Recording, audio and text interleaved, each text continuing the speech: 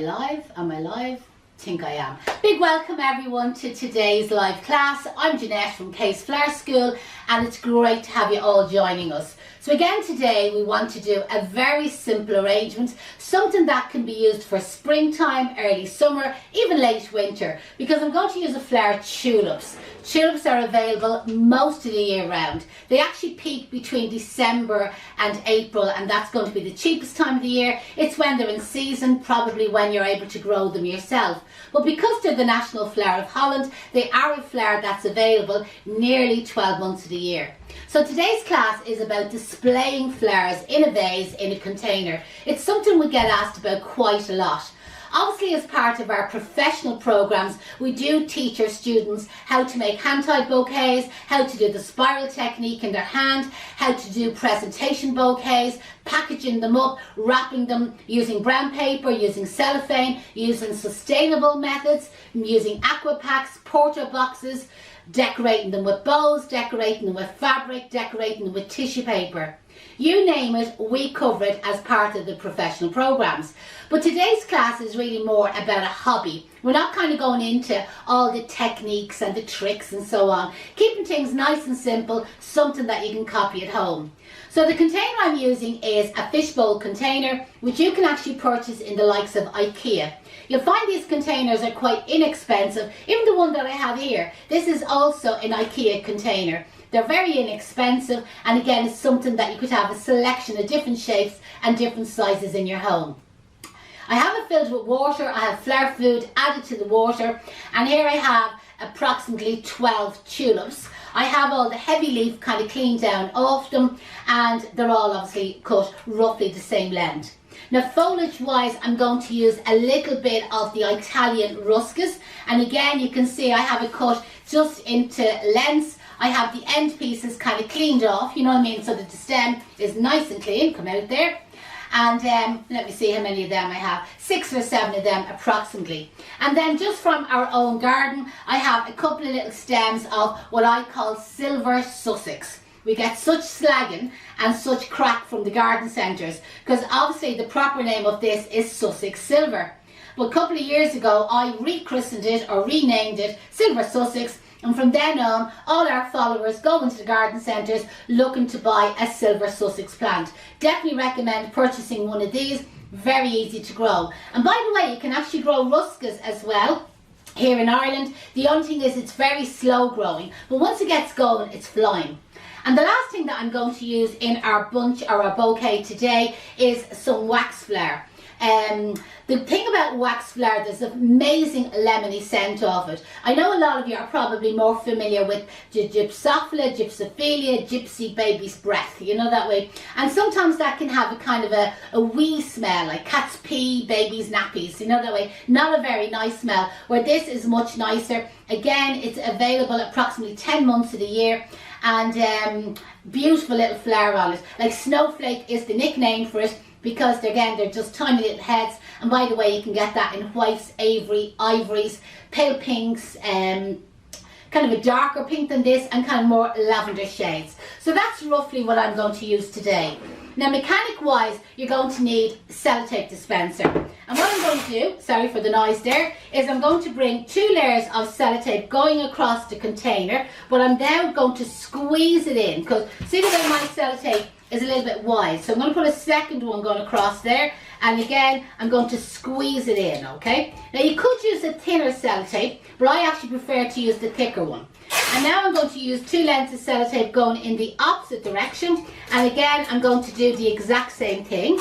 So what I'm basically doing is making a grid. Do you remember as a kid making X's and O's? Do you remember like when the teacher wouldn't be watching you, you'd be doing it with your friend beside you? And where you did 2 lines going down, 2 lines going across, and you basically had 9 boxes. Well, that's what I have here. I don't want to turn this on its side because obviously the water will spill out of it. So you just have to believe me. I have 3 squares, 3 squares and 3 squares here, so 9 little boxes. And again, if it was a larger container, you could make it 12 boxes. So I'm going to start off with a little bit of the ruscus, okay, and just maybe in the middle grid there, I'll kind of like add in a little piece of greenery just coming out to the side. maybe in this middle one on the outside, in this middle one on the outside, and you can see the way I'm kind of like crossing the stems over slightly, and maybe this middle one on the outside as well. And you know what, seeing I have an extra one or two in my hand, I'm going to stand one up in the centre. Now that's how easy that is.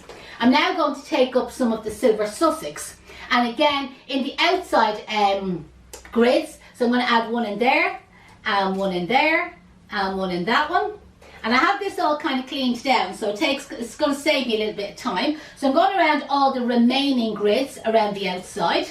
And then in the centre one, again, I'm just going to add in one or two, and with a spare one in my hand here, and there's a little bit of space, I'm going to add in that extra one. Now can you see how easy that was?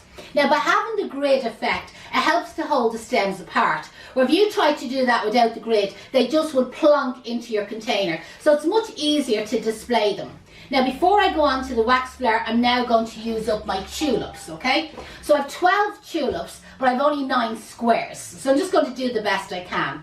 So I'll put one in the centre to start off with, and again just kind of like pierce it down in between our foliage. And now around the boxes, like the 6 boxes around the outside here, I'm just going to add in a few little tulips in between them. And now time as you're pushing in the flower, you might be inclined to push something else down. Just take your time. And again, we'll insert another one in there. And just like, don't worry too much about where the stem is actually crossing in the centre.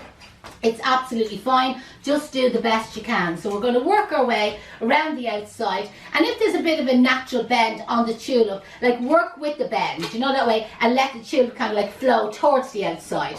And then kind of around our middle box, I'm now going to come down kind of in here, and I'm going to add in a few extra tulips kind of close to the centre one. So by having the tulips cut similar lengths before I start, it makes life really, really easy for you. So I've actually the 9 tulips in so far now, which was the 9 boxes, but I had 2 spare ones. Sorry, I must have 10 in there because I had 12 to start off with, and I'm just going to use up the remaining 2 just here and there, just kind of divide them up wherever my eye is kind of drawn to, where I kind of feel I need one here, but I'm hitting the sellotape. There we go, found a little space. Plod it down there, and I think kind of towards the outside here I could do it an extra one. So again, just add in the extra one over here. It's amazing, Janette, because if you only had 9 or 10 tulips and you put them into something like that, they'd all just fall to one side. But you see them when I originally started, yeah. Exactly. So then the next thing then is a little bit of wax flower, which is like your filler. And again, just randomly, you can see the way I have it kind of cleaned down into the little sprigs. I had approximately 4 stems of the wax flower, but I obviously got more than 4 sprigs when I kind of cut it up. With the same thing, if you had 3 or 4 stems of jik, you'd get like more than 3 or 4 sprigs when you actually cut it up. You can see some of them has very little on it, but like again, it was waste not, want not, you know, that way I didn't want to waste any of it, that I can use it all up and get these nice little sprigs. I'm just going to cut this one a little bit shorter just to make it easier to insert down into it. And even if some of the wax flower is down lower in between the tulips, that would be absolutely fine. And if some of the wax flower is kind of bouncing up over the tulips, that would be perfect as well. Because remember, with tulips, they continue to grow. Something people don't realise with tulips, okay? So when you place them in water, they will continue to grow about another 3-4 centimetres over the 4 or 5 days. So when you're purchasing tulips yourself, make sure that the foliage on the tulip is above the flower. That's a sign then that it's fresh. And then after a day or 2, they actually start to grow. And then you find that the flower comes up over the leaf. And these ones have still to grow a little bit more. And within another day or 2, they'll be up over the wax flower and over the foliage. And then if the sun is shining, they move towards the light. They kind of bend or curve towards the light. And then you find at night time, if you have heat on in the room, they're inclined to bend towards the heat. I often think with tulips, they nearly do an aerobics class, moving all over the place. So again, something very simple, how to display your flowers, whether you're displaying your flowers maybe just on your hall table or on your dining room table, even for a wedding, you want to do a few little vases of flowers maybe for a wedding. Or I know a lot of our followers often are asked to do flowers for churches. Again, this is a very simple method using that grid effect, you know, that way for you to be able to display your flowers. And again, it doesn't have to be tulips, like that would work out beautiful with roses. But even on a larger scale, like to do it in chrysanthemums. Now I probably have nearly enough there. Just over this side, probably just do with another little bit of pink flower. But to be honest, there's absolutely tons in that. You can see all the stems are down in the water.